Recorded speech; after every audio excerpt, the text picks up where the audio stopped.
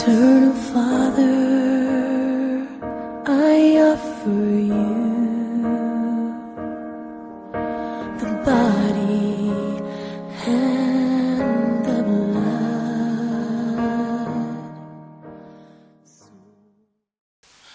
Nashukuru Mungu sana asubuhi ya leo kwa neema ambayo Bwana ametupea wapendwa.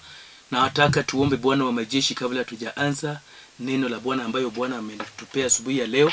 Naomba kila mmoja ambaye amepata fursa ya kunisikiza ya kwamba mahali popote uko, funga tu macho yako, shika tu TV yako ama inama tu ili tuinamie Bwana tunapoenda kuomba tukianza neno la Bwana asubuhi ya leo. Baba, katika jina la Yesu Kristo na kushukuru na kuinua na kutukuza na kuenzi. Pokea sifa na utukufu kwa sababu ya kila msikilizaji na kila mmoja ambaye amechukua fursa kunitazama asubuhi hii ya leo. Baba, na kushukuru kwa sababu huyu ambaye ameketi Bwana sio mtu wangu bali ni mtu wako. Fursa ambayo niko nayo ni fursa yako, sio fursa yangu. Baba, nafasi ambayo umenipea ni yako, sio yangu. Naomba ya kwamba ninapokaa hapa niwe tu chombo, bali kila mmoja ambaye umenipea fursa kunena naye asubuhi ya leo awe yule ambayo Bwana wewe ndio umeteua. Asante Bwana kwa sababu anaenda kutulia ili apate kusikia kutoka kwako. Katika jina la Yesu nimeomba nikishukuru. Amen. Basi mpendwa msikilizaji na mtazamaji wangu asubuhi ya leo, na kushukuru sana kwa kuchukua nafasi yako ili tukae pamoja. Pia nashukuru Mungu sana kwa sababu ya fursa ambayo amenipea ili nilete neno lake asubuhi ya leo. Asubuhi ya leo Bwana alikuwa ananituma nikuambia kwamba uko na urithi. Wewe ni mtoto wake na uko na urithi. Mtoto huwa anapewa urithi. Wakati huu ambayo ni wa Krismasi, tunapoongea kuhusu Yesu Kristo, Yesu Kristo ndio mwana wa kipekee ambaye alichukua urithi wa baba yake. Sasa wewe pia kama anayeamini kwake Yesu Kristo, uko na haki ya mwana. Wewe ukiwa mfanyikazi pamoja na Kristo, wewe ni mwana na uko tayari kupokea yale ambayo mwana anafaa pokee. Kwa hivyo Bwana amenielekeza nikuambia asubuhi ya leo ya kwamba uko na haki ya urithi na kuna urithi wako ambayo Bwana anakupea. Asante kwa sababu ya kuchukua nafasi yako ili tuende mbele pamoja. Naomba tu ya kwamba tuende katika neno la Bwana ambayo Bwana anatupea siku ya leo. Neno la Bwana ambayo Bwana anatupea inatoka katika kitabu cha Zaburi 68 mstari wa 6 inasema hivi. Kitabu cha Zaburi 68 mstari wa 6 inasema hivi: Mungu huwapa fukara makao ya kudumu, hufungua wafungwa wa kuwapa na kuwapa fanaka, lakini waasi wataishi katika nchi kame. Wacha tuende na wewe pia katika kitabu cha Isaya 9 mstari wa 6 inasema hivi: maana mtoto amezaliwa kwa ajili yetu, tumepewa mtoto wa kiume, naye atapewa mamlaka ya kutawala. Ataitwa Mshauri wa Ajabu, Mungu mwenye nguvu, Baba wa milele, Mfalme wa amani. Na Mungu abariki neno lake. Mpendwa msikilizaji, asubuhi ya leo nashukuru Mungu sana kwa sababu ya fursa ambayo tumepata ili tusikie kutoka kwake. Asubuhi ya leo nataka kuongea kuhusu Yesu Kristo ambayo ni mrithi wa kipekee ambayo Mungu alipeana neema ya kurithi kwa sababu alikuwa mwana wa kipekee. Na mimi na wewe pia baada ya kuamini Yesu Kristo tumekuwa wana na tuko na haki ya kurithi. Wakati kama huu ambayo tunajiandaa kusherehekea Krismasi, wapendwa, ni wakati ambayo inafaa tuelewe sio tu ya kwamba kuzaliwa kwa Yesu Kristo, bali jukumu ambayo tuko naye, bali kazi ambayo tuko naye, bali tabia ambayo tuko naye, bali kazi ama nafasi ambayo tumepewa kama wana. Yesu Kristo alipozaliwa kama mwana, alizaliwa na jukumu lake ndio ilitambua kazi yake. Tabia yake ndio ilionyesha kwamba yeye ni mwana. Kwa hivyo mimi na wewe wakati kama huu, Bwana anatarajia kuona ya kwamba kila mmoja wetu tumekuwa wana ambayo wanastahili, tumekuwa wana ambayo wanafaa, tumekuwa wana ambayo wametosha. Tumesoma na wewe andiko mbili.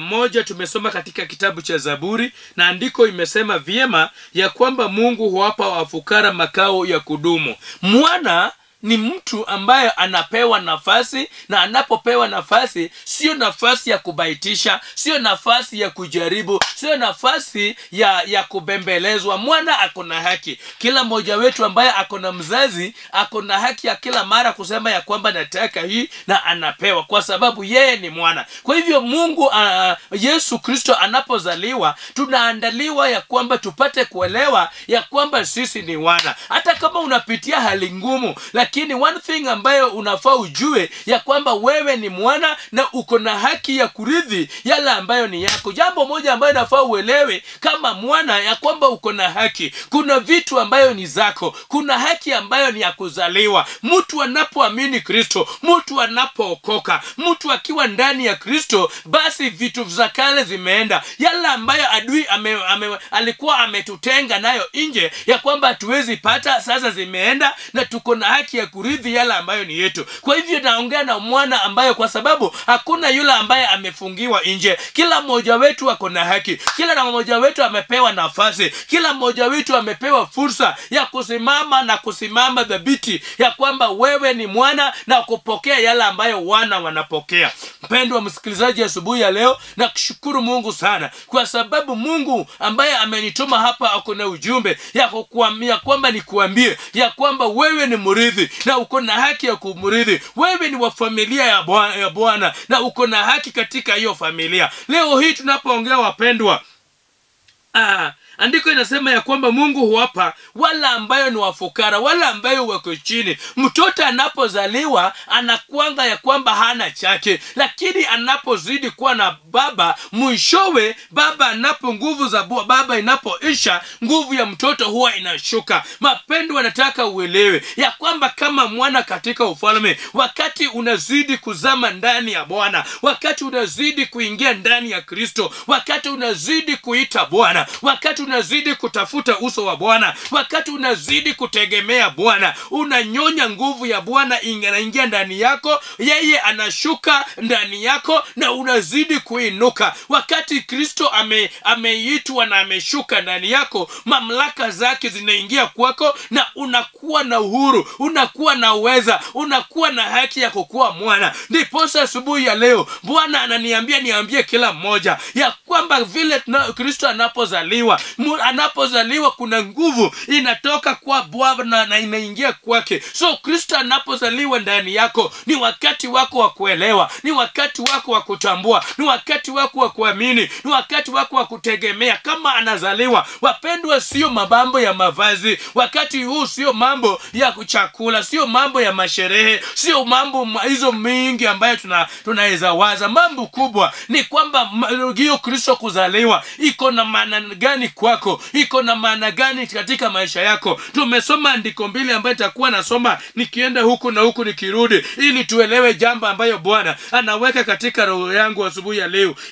Andiko inasema katika kitabu cha Isaya 6 ya kwamba mtoto amezaliwa kwa ajili yetu. Mtoto amezaliwa kwa ajili yetu. Amezaliwa atukomboe, amezaliwa alete hekima, amezaliwa alete mawazo mapya, amezaliwa alete maono mapya ambayo haikukuwa.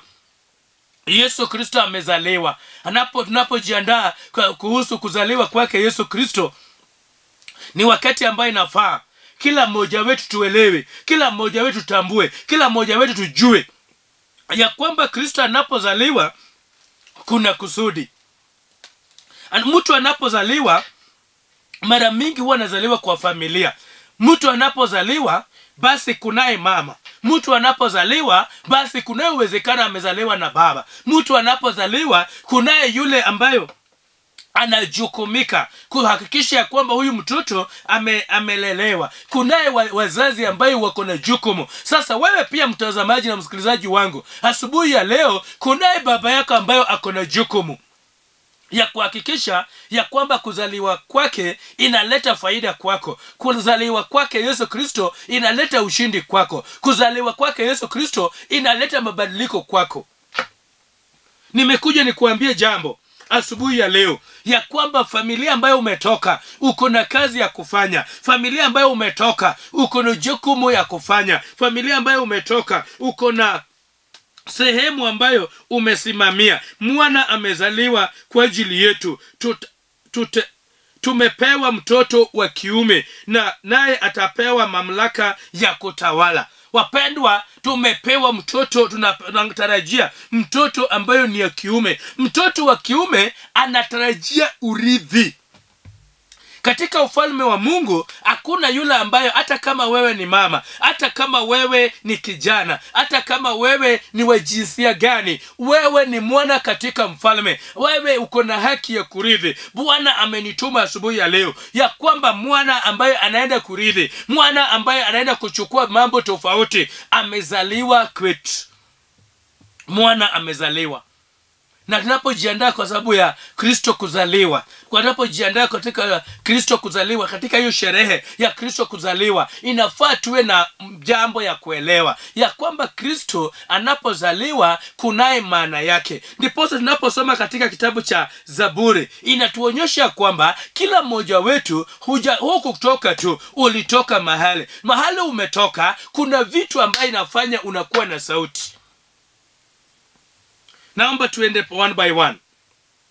Katika kitabu ambayo tumesoma ya Zaburi, inaongea kuhusu urithi. Mwana anapozaliwa akona haki ya kurithi. Mwana anapozaliwa, wazazi wake wako na hakika ya kwamba wakati nguvu yao inaisha, yeye atachukulia mahala pale. Yeye atakuwa anachukua hiyo familia na anapeleka hatua nyingine. Yeye anachukua hiyo familia na anafanya hiyo familia inapokea yale ambayo haingeweza kupokea. Yeye akona nguvu, anapata nguvu ya kuhakikisha ya kwamba familia imepata vitu ambayo haingepatikana hapo awali. Kwa hivyo kama mwana, uko na jukumu. Kama mwana, uko na kazi. Kama mwana, kuna vitu ambayo tumetarajia kwako. Kama mwana, kuna mambo ambayo uko na haki ya kurithi. Na uwezi rithi tu, unarithi mambo ambayo umefanyia kazi. Wapendwa, wakati kama huu tunapojiandaa kwa sababu ya Krismasi, nimekuja nikuambie ya kwamba Bwana anatarajia ya kwamba tuwe na sehemu ya kufanya katika familia. Tunaporudi katika familia zetu, tunaposanyika katika familia zetu, wakati huu wa Krismasi, uko na kazi kubwa ya kufanya. Uko na mahali mtu huwa anarithi, ni mahali mtu amefanyia kazi, ni mahali mtu amejenga, ni mahali mtu ameshughulikia. Tuko na jukumu kubwa wakati kama huu ya kushughulikia familia zetu. Tuko na jukumu. Huwezi rithi mahali huko panda, huwezi rithi mahali huko shughulikia. Uko na jukumu wakati kama huu ya kuhakikisha kwamba familia mahali umetoka, kuna kazi umefanyia, kuna mambo umetengeneza, kuna vitu umeshughulikia. Badala ya kuhangaika kukimbia huku na huku na kuenda katika masherehe ambayo haitatukuza familia yako, nimekuja nikuambie sababu ya leo ya kwamba baada ya kuhangaika, baada ya kutembea nchi yote, baada ya kufanya kila sherehe, baada ya kufanya kila kitu ambayo unafanya, baada ya kukunywa kila kinywaji ambayo binadamu anaweza kunywa, baada ya kuvaa kila mavazi ambayo mtu anaweza vaa, baada ya kuenda kutembea na kila gari ambayo mtu anaweza zurura naye, baada ya kufanya hayo yote, nimekuja nikuambie ya kwamba kuna familia mahali umetoka, kuna familia mahali uko na urithi, kuna familia mahali wewe unafaa uwe katika familia ya Kristo. Wakati kama huu tunapojiandaa kuzaliwa kwake Kristo, je, katika familia ya Ukristo mahali wewe unatoka, umefanya nini ya kuonyesha ya kwamba wewe ni sehemu ya hiyo familia? Mtu ambaye huwa na rithi, mtu hawezi rithi mahali hakuchangia, mahali hakujenga, mahali hakufanya vitu. Tunapoendelea kuzaa, tunapojiandaa kusherekea kuhusu kuzaliwa kwake Kristo, wewe umetoka katika familia gani? Wacha nikuambie mpendwa ya kwamba ni wakati kila mmoja mtu huwa anarithi katika familia. Huwezi rithi mahali popote. Mtu anarithi katika familia, na uwezi rithi mahali hukutengeneza, mahali hukujenga, mahali hukuchangia, mahali hukuombea, mahali hukushirikiana kuhakikisha ya kwamba hiyo familia imeinuka. Naomba Bwana asaidie kila mmoja wetu atambue ya kwamba tunaposherehekea kuzaliwa kwake Kristo, Kristo hakuzaliwa bure. Alizaliwa ya kwamba kila mmoja katika familia, na hiyo familia hata Kristo mwenyewe, hata wazazi wake wenyewe, wakati kama huu walikuwa wanaenda katika mkutano, walikuwa wanaenda Yerusalemu. Wewe pia uko na Yerusalemu yako ya kurudi. Wewe pia uko na Shilo yako ya kuenda. Hapo Shilo umefanya nini? Kama wewe uko Yerusalemu, kama wewe uko Shilo, mahali sahihi kila mmoja anafaa arudi mahali pale. Wapendwa, huwezi rithi mahali huko jenga, huwezi rithi mahali huko tengeneza. Ni kwa familia pekee ndio kuna urithi wako. Ni kwa jamii yako pekee ndio kwa familia yako. Bwana amenituma nikuulize ya kwamba wewe kama mtoto wake unatoka katika familia gani ambayo umejenga? Wewe umejenga familia gani? Na kama hukujenga, Mungu wakati wakufikiria ya kwamba wewe kama mtoto wa Mungu huwa unakuwa wapi? Baba wako wa kiroho ni nani? Nani anakushughulikianga katika mambo ya kiroho? Wapi huwa unapata urithi wako? Wakati kama huu tunaposherekea mwana kuzaliwa, mwana lazima awe na baba. Na jambo ambayo inadhibitisha ya kwamba mwana ni mwana ni kazi ambayo amefanya. Yesu Kristo ambaye tunasherekea alikuwa mrithi wa kwanza kwa sababu ya kazi yake. Alikuwa mrithi wa kwanza kwa sababu ya yale ambayo alitenda, kazi ambayo iliguza baba yake. Wewe kama mtoto wa Mungu, je, familia ya Kristo unayotoka, familia ya Kristo inayokutambua, familia ya Kristo inayokujua, wanaweza kusherekea wewe na nini? Na ni nini unaweza rithi katika hiyo familia? Biblia inasema ya kwamba wakati Daudi alikumbwa na vita kali, wakati Daudi alikuwa anataka kwenda kukutana na Goliathi, alikimbia katika hekalu. Na katika hekalu ile silaha alipewa ni ile silaha alikuwa ameweka mahala pale. Wewe kama mtoto wa Mungu, asubuhi ya leo Bwana ananiuliza nikuulize swali ambayo Bwana anauliza ya kwamba tunaposherekea wa Krismasi katika familia ambayo ni ya Bwana, katika familia ambayo ni ya Kristo, umefanya kazi gani? Katika hiyo familia lazima iwe na baba. Na siongei kuhusu baba ya kwamba mimi niwe baba yako leo, lakini najua ya kwamba kuna baba yako ambayo ako katika hiyo familia ya kiroho. Wakati kama huu ni wakati wa kuwatembelea. Wakati kama huu ni wakati wa kuenda kuwasalamia. Wakati kama huu ni wakati wa kujua ya kwamba kuna baba, na mtu hawezi rithi unless anarithi kutoka kwa baba yake. Wapendwa, tunaposherekea Krismasi, tunaposherekea wakati kama huu, tunapongoja kuzaliwa kwake Kristo. Kristo alikuwa Krismasi, na Kristo alikuwa mrithi wa kipekee wa baba yake. Naomba Mungu akusaidie kama mtoto wa Mungu wakati kama huu tunapoelekea katika mwaka mpya, mwaka wa 2023. Wapendwa, nimekuja nikuambie ya kwamba yule ambaye hananga baba huwa anakuwa na vita nyingi. Mwaka ambayo tunaelekea sio mwaka mzuri vile. Mwaka ambayo tunaelekea sio mwaka wa vitu rahisi vile. Mwaka ambayo tunaelekea katika nchi yetu ya Kenya ni yule ambaye atakuwa na baba, yule ambaye vita itakapoinuka unaweza kumbuka ya kwamba mimi na kuanga na nyumba yetu ya kiroho, Mungu, nyumba yetu ya Kristo, nyumba yetu ambayo inapendeza, nyumba yetu ambayo inabariki. Je, uko na haki ya kurudi pale na kusema ya kwamba jamani, kuna vita iko mbele yangu niombewe, kuna jambo siendelee vizuri kwangu, Mungu anishike mikono? Unaweza kuwa na haki. Mtu ambaye anakuwa na haki ni mtu ambaye ametengeneza tabia, mtu ambaye amekuwa na hekima na amejua ya kwamba hata kama nazurura nje, hata kama nazurura huko na huko, hata kama kuna mambo ambayo yaendelee vizuri, hata kama niko na marafiki wengi ambayo wameniita katika masherehe, hizo masherehe zitaisha na kila mmoja atarudi kwao. Wewe kwenu ni wapi, mpendwa msikilizaji na mtazamaji wetu? Ni kwenu ni wapi? Baba yako ni nani?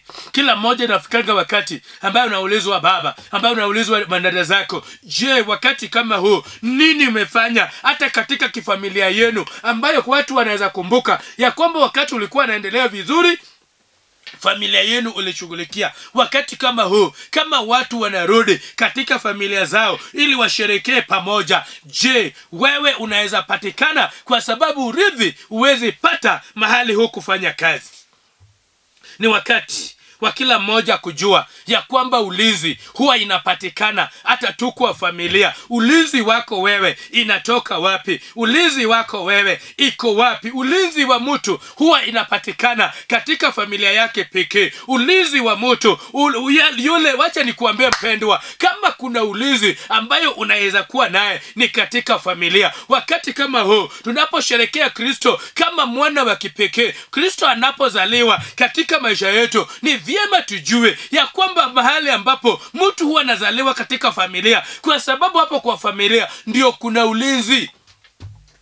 Josefu na Maria wangezunguka waliposikia kwamba kuna mpango ya kuua Yesu, wangezunguka kuhakikisha ya kwamba Maria hangezaa tu na nyamaze, kwa sababu ulinzi wa Yesu ilikuwa kwa mikono ya Yusufu na Maria. Wangeenda kujificha, wangeenda kuficha Yesu. Kwa sababu gani? Wao ndio huwa wanapewa ulinzi. Wacha nikuambie mpendwa msikilizaji unayonitazama asubuhi ya leo, ya kwamba katika familia yako ya kiroho, katika familia yako hapo mahali huwa unaenda, ni wakati wa kuenda mahala pale. Sio wakati wa kuzunguka, sio wakati wa kukunywa, sio wakati wa kuvaa, sio wakati wa kuenda kwa mambo ambayo haistahili. Wacha nikuambie ya kwamba mwaka leo mbele yetu ni mwaka mgumu. Mtu huwa anaenda kutafuta ulinzi wake. Bwana amenituma nikuambie ya kwamba usikuje kwangu, uko na baba yako ya kiroho.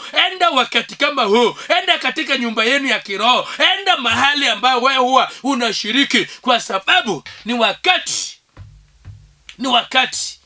wa kuenda pale. Hapo ndio kuna ulinzi wako. Mtu huwa anatafuta. Hakuna mtu ambaye anakuanga na hakika na maisha. Kila mmoja anataka ulinzi. Ndipo utapata ya kwamba kuna wale ambao wamepewa maaskari mengi kama rais, kwa sababu ulinzi wake ni wa maana katika nchi. Wapendwa, wewe ulinzi wako haiko mbele, haiko mahali popote. Iko mahali ambayo ni ya familia yako. Hapo kwa familia ndio ulinzi wa mtu iko. Menda pale, rudi pale katika familia yako ya kiroho wakati kama huu, kwa sababu ya ulinzi. Wacha nikuambie wapendwa, mahali ambapo dhamana yako inajulikana, watu wanakuanga na dhamana, na mahali ambapo dhamana yako inahesabiwa, watu wanaweza, wale ambao unakunywa nao, wale ambao unatembea nao, wale ambao unazurura nao, wale ambao unapiga picha nao, wale ambao sahihi wanaweza kuwa wamechukua nafasi yako sana, hawajui dhamana yako. Ndio riposa wengine wanaweza kuharibu, wengine wanaweza kuingiza kwa vitu ambayo haifai. Lakini mahali ambayo dhamana yako inajulikana, mahali ambapo your value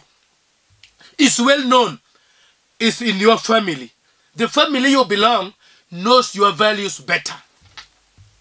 Mpendwa msikilizaji, wakati kama huu na kuambia ya kwamba kama mwana uko na mahali ambapo watu wanajua, Mungu anajua ya kwamba wewe ni wa dhamana. Ni wakati wa kurudi na kujenga familia, kwa sababu hapo kwa familia kuna dhamana yako. Hapo kwa familia kuna maulinzi wako. Hapo kwa familia kuna urithi wako.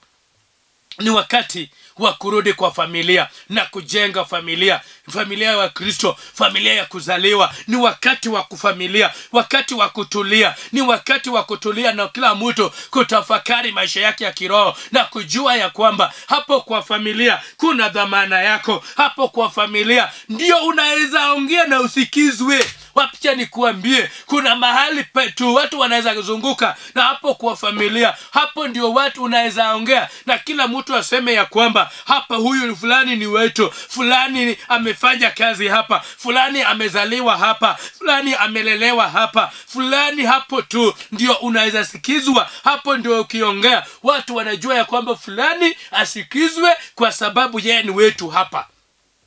Wewe kama kwamba kwa hakika unaamini kwake Kristo na wewe ni mwana anasikizwa kwa familia. Je, kuna kitu ambayo umefanya katika familia yetu ya kiroho, familia yako ya kizaliwa kwa Kristo, ambayo wewe ukiongea watu wanaweza sema ya kwamba fulani anaongea na kazi ambayo amefanya anafaa asikizwe? Point ambayo ako nayo ni point ambayo ni ya dhamana. Yala ambayo anasema amechangia kujenga hii familia kufika mahali amefikia, kubarika. Wapendwa, tunaposherehekea Krismasi, ni vyema mtu angalie familia ametoka, mtu angalie familia yake. Na yule ambayo andiko ambayo tumesoma ambayo inanibariki sana ni katika kitabu cha Zaburi 68 verse 6. Inasema ya kwamba Mungu huwapa makao ya kudumu. Wapendwa, mwana anaridhi kwa sababu ako na makao ya kudumu. Wapendwa, wala ambayo wanatafuta makao ya kudumu, wacha sherehe ya leo ya siku moja na siku mbili. Tunaposherehekea kuzaliwa kwake Yesu, Mungu atusaidie tutoe katika sehemu ya kutoa, katika hali ya kungoja sherehe ya masaa na inaisha, lakini tuwe na neema ya kujenga makao ya kesho, makao ya kudumu, makao inayostahili, makao ambayo tunaweza furahia. Huwezi rithi mahali huko jenga, huwezi pata ulizi ambaye hakuna kazi umefanya. Ni wakati, wapendwa, wa kuinuka na kutafakari yale ambayo Bwana ametutendea. Ni wakati wa kuinuka na kutafakari mahali unakubalika. Wacha nikuambie ya kwamba katika familia pekee ndio umekubalika. Katika familia pekee ndio unakubalika. Wacha nikuambie mpendwa, ambaye naenda kuombea na wewe, ya kwamba katika familia umekubalika. Zaburi ambayo tumesoma inasema ya kwamba wale wameasi huwa wanateseka jangwani. Wale wamekataa kujenga familia yao, jambo ambayo huwa wanakutana nayo ni kuteseka jangwani, ni kuteseka. Wameasi, wamesema ya kwamba hakuna haja, lakini nimekuja na habari njema wakati huu tunapojiandaa kwa kuzaliwa kwake Yesu Kristo, ya kwamba mahali pako ya kurithi ni kwake Kristo, mahali pako ya ulinzi ni kwake Kristo, mahali pako ya kukubaliwa kuongea yale Bwana amekuambia ni kwake Kristo, mahali umekubaliwa ni ya kwamba uko na dhamana ni kwake Kristo. Kwa hivyo tunapojiandaa kwake kuzaliwa kwa Kristo, wapendwa, ni wakati wa Bwana ananiambia niseme kwa kila mmoja ya kwamba tuko na haki ya kurithi, lakini mtu hawezi rithi mahali hakufanya kazi. Mtu hawezi rithi mahali hajatumika. Mtu hawezi rithi mahali hajakuwa karibu. Ni wakati wa kurudi katika nyumba yetu ya Kristo. Ni wakati wa kurudi mahali petu pa urithi. Ni mahali pa kurudi, ni wakati wa kurudi katika nyumba zetu. Nimeongea kwa dakika kadhaa. Nataka niombe na mtu mmoja ambaye anasema ya kwamba hata kama nimepanga mambo mengi hivi, hata kama kuna mambo kadhaa ambayo nimepanga katika maisha yangu, lakini ni wakati wangu wa kurudi katika familia yetu na kujenga pamoja na kushiriki pamoja na kutulia pamoja na kusemezana pamoja na kuomba pamoja. Mtu ambaye anasema ya kwamba ndio, najua ya kwamba nimetumia miaka yote lakini sijarudi katika nyumba yetu, lakini hiyo nyumba ndio ulinzi wangu iko, katika hiyo nyumba ndio urithi wangu iko, katika hiyo nyumba ndio nimeruhusiwa kusema, katika hiyo nyumba ndio nimepokelewa. Hebu shika tu TV yako, hebu shika tu TV yako na uname chini. Hebu piga tu magoti yako chini ili tuombe pamoja kwa ajili ya utukufu wa jina la Bwana, kwa ajili ya utukufu wa jina la Yesu. Baba, katika jina la Yesu Kristo, mwana wa Mungu aliye hai, yule ameshika TV, yule amepiga magoti, yule ameinama, ni mtoto wako, sio wangu. Fursa ambayo niko nayo hapa katika Lolwe TV, Bwana, ni yako, sio fursa yangu. Ndiposa Bwana wa majeshi, naomba ya kwamba mtoto wako ambaye ameshika TV, mtoto wako ambaye ameinama, amesikia ukisema ya kwamba kuna urithi wake kama atafanya kazi, kama atakuwa na tabia, kama atakuwa na hekima, kama atakuwa, Bwana wa majeshi, amekuwa mtu ambaye amefikiria na amerudi kwa mawazo yake, atapata urithi wake. Umenihakikishia niwaeleze watoto wako ya kwamba wakati Yesu Kristo anapozaliwa ni wakati wao wa kurudi na kupokea urithi wao katika baba yao ya kiroho, katika familia yao ya kiroho. Na familia ni ya dhamana. Bwana wa majeshi, Alfa na Omega, pokea sifa na utukufu unapowabariki, unapowainua, unapobadilisha mawazo. Ni wewe unawaongelesha. Bwana, wabariki na wainue kwa ajili ya utukufu wa jina lako. Katika jina la Yesu nimeomba na nimetangaza urithi katika maisha ya kila mmoja. Katika jina la Yesu nimewabarikiwe. Amen. Mpendwa msikilizaji na mtazamaji wangu, asubuhi ya leo ninapokuwa hapa Lolwe TV, nataka kusema ya kwamba chombo ambayo Bwana alikuwa anatumia leo ni Pastor Leonard Omondi, mchungaji Leonard Omondi wa kanisa wa God of Eternity Church ambayo tuko hapa Nairobi, Dandora Phase 4. Mungu akubariki unapochukua namba yangu. Namba yangu ni 0722 115714, 0722 115714 ama 0733 736040. Namba yangu ya Airtel 0733 736040 iko hapa kwa screen. Chukua tu namba yangu na upige simu ili tuongee. La sivyo na waombea Christmas njema katika jina la Yesu. Ubarikiwe. Shalom, shalom, shalom.